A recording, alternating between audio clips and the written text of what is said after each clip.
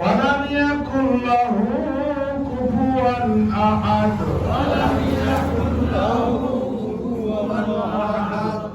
بسم الله الرحمن الرحيم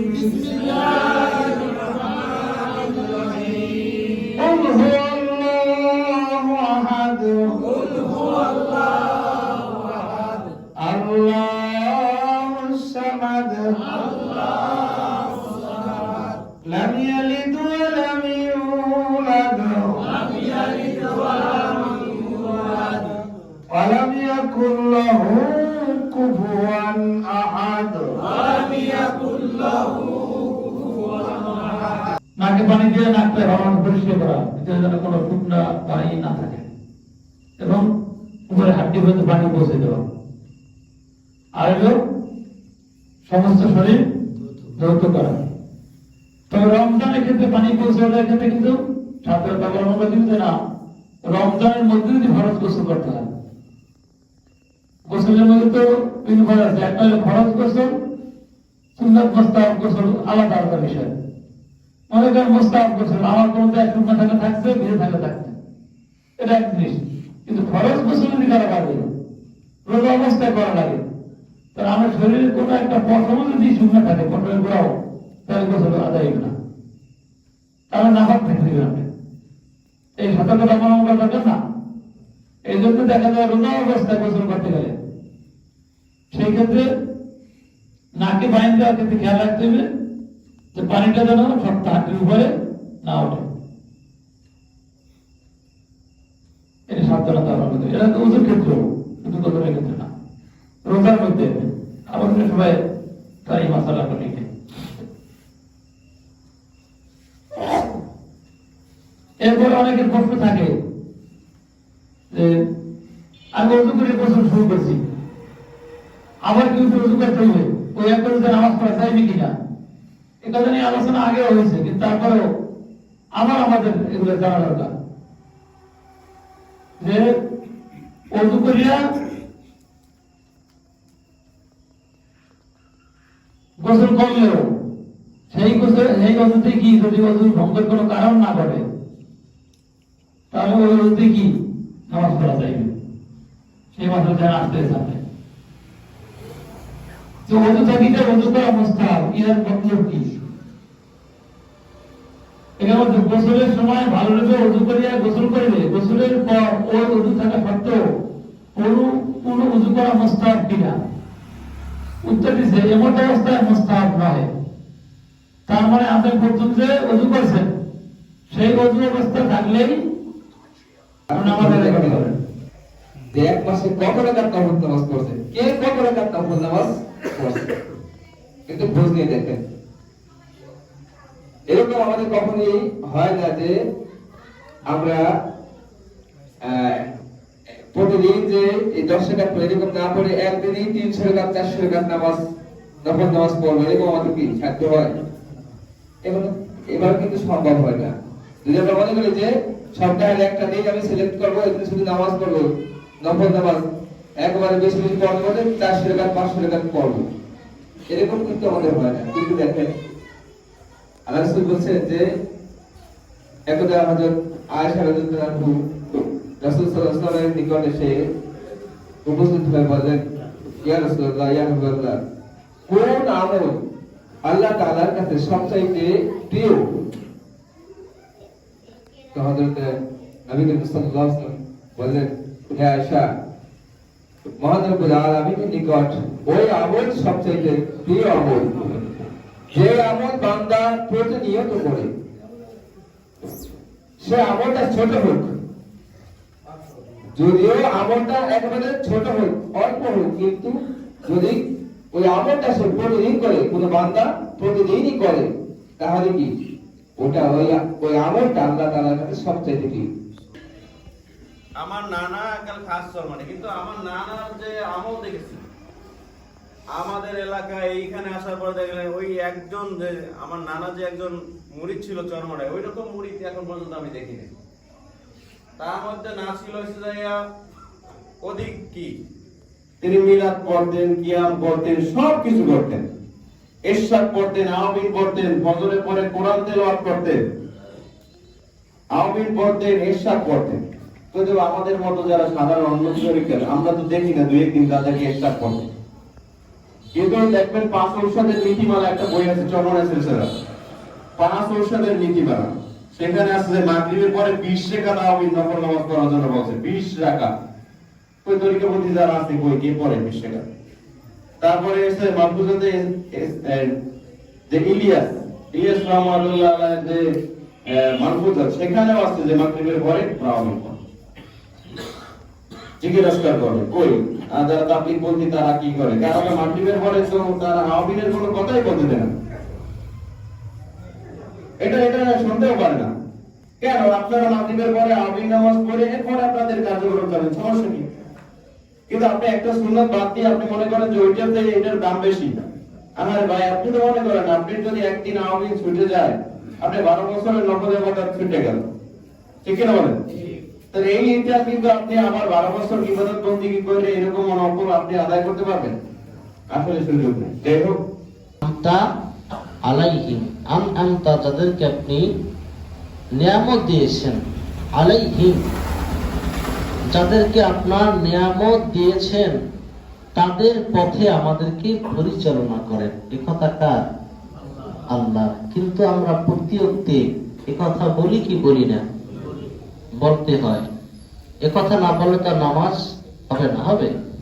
তাহলে আমরা আল্লাহ রাব্বুল আলামিনের কাছে বলি, প্রভু আমাদেরকে সিরাতাল মুস্তাকিমের পথ দেখাইয়া দেন।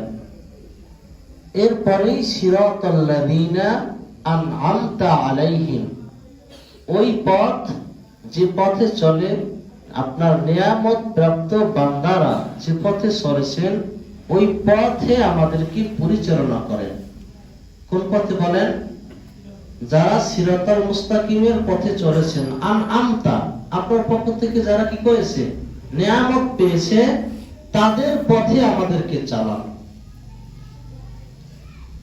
আল্লাহ রাব্বুল আলামিনের এই আয়াতে কারিমা, অন্য আয়াতের ব্যাখ্যা আল্লাহ রাব্বুল আলামিন দিয়েছেন। সূরা বাকারা 69 নম্বর আয়াত আল্লাহ রাব্বুল আলামিন বলেন, উলাইকা আমাল্লাহু আলাইহিম মিনান নাবিয়্যিন, যত নবী کرام রয়েছেন, যত নবী রয়েছেন, তারা আল্লাহ রাব্বুল আলামিনের পক্ষ থেকে কি পেয়েছেন বলেন? নিয়ামত পেয়েছেন। ওয়াস সিদ্দিকিন, সিদ্দিকিন যারা সত্যবাদী তারা, ওয়াসশুহাদাই যত শহীদ রয়েছেন তারা, এরপর ওয়াসসালিহিন যত নেককার বান্দা সালেহ যারা রয়েছে তারা আল্লাহ রাব্বুল আলামিনের পক্ষ থেকে কি পেয়েছে বলেন? নিয়ামত পেয়েছেন। বলেছেন কে? আল্লাহ বলেছেন, কোরআনের আয়াত। এই 4 শ্রেণীর বাইরে অন্য কোন মানুষ আল্লাহর পক্ষ থেকে নিয়ামত পায় নাই। কি বলেন? পাইছে? পায় নাই। তাহলে আল্লাহ রাব্বুল আলামিন এর পরবর্তীতে বলেন যে যারা এই উলাইকা আমাল্লাহু মিনান নাবিয়িন ওয়াস সিদ্দিকিনা ওয়াস শুহাদাই ওয়াস সালিহিন, হিন্দু আর কৃষ্টি কালচার তারা অনুসরণ করত। মানুষের মাথায় টিকি রাখত, ধুতি পরত, বিয়ের সাথীতে নানান ধরনের হিন্দু আর কৃষ্টি কালচার মানুষের মধ্যে অভ্যস্ত ছিল। মানুষ যখন লক্ষ্মী পূজায় তারা যে পেশাব করে সেখানে তারা শরীর থাকতো, কিন্তু এ থেকে মানুষদেরকে একটা হক দিনের দাওয়াতি কাজ হিসেবে সারসিনা দরবার যখন এই দাওয়াতি কাজ শুরু করে, শাসুল নেসারুদ্দিন রহমতুল্লাহ আলাইহি তিনি বর্তমান শিক্ষানুষ্ঠান আমাদেরকে শিক্ষানো শুরু করলেন কি, তোমরা টিকিট পরবে না, মাথায় টুপি পরবে, ধুতি পরবে না, লুঙ্গি পরবে, পাঞ্জাবি পরবে, 5 ওয়াক্ত নামাজ পড়বে। এই জন্য তিনি কি করলেন? এই শিক্ষা তো দিলেন নেই, যেখানে গেলেন সেখানে একটি মাদ্রাসা তৈরি করলেন, যেখানে গেলেন একটা মসজিদ নির্মাণ করলেন। বলেন না সুবহানাল্লাহ। এই সারসিনা দরবারে এরকম যে মরহুম কিছুদিন আগে যে মরহুম হুজুর ইন্তেকাল করছেন, তিনি তার নিজের জীবন দশায় এই দ্বীনি দাওয়াতে দ্বীনিয়া মাদ্রাসার যে তাজদীদি আন্দোলন করলেন, তার জীবনে তিনি 2500 মাদ্রাসা তিনি নিজে একাই প্রতিষ্ঠা করেছেন। যদি সাধারণ একজন মানুষ আপনি আমি একটা মাদ্রাসা নাম করি না প্রতিষ্ঠা, দেখেন না আপনি কতদূর পারবেন আপনি। তার জীবনে 2,500 মাদ্রাসা, এই দিনীয় মাদ্রাসা, এত আলিয়া মাদ্রাসা, নুরানি মাদ্রাসা, কওমি মাদ্রাসা, তার মধ্যে তিনি কি করছেন? 2,500 এই দিনীয় মাদ্রাসা তিনি প্রতিষ্ঠা করছেন এই বাংলাদেশের জমিনে।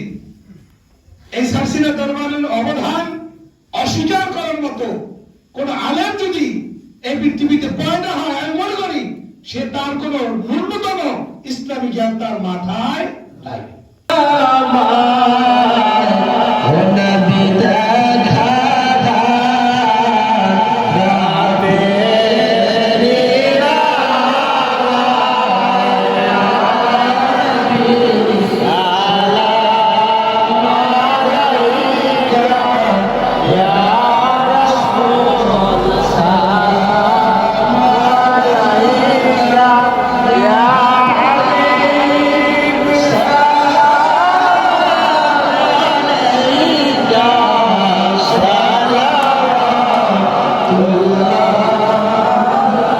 লা ইলাহা ইল্লাল্লাহ, তো আল্লাহ আল্লাহ।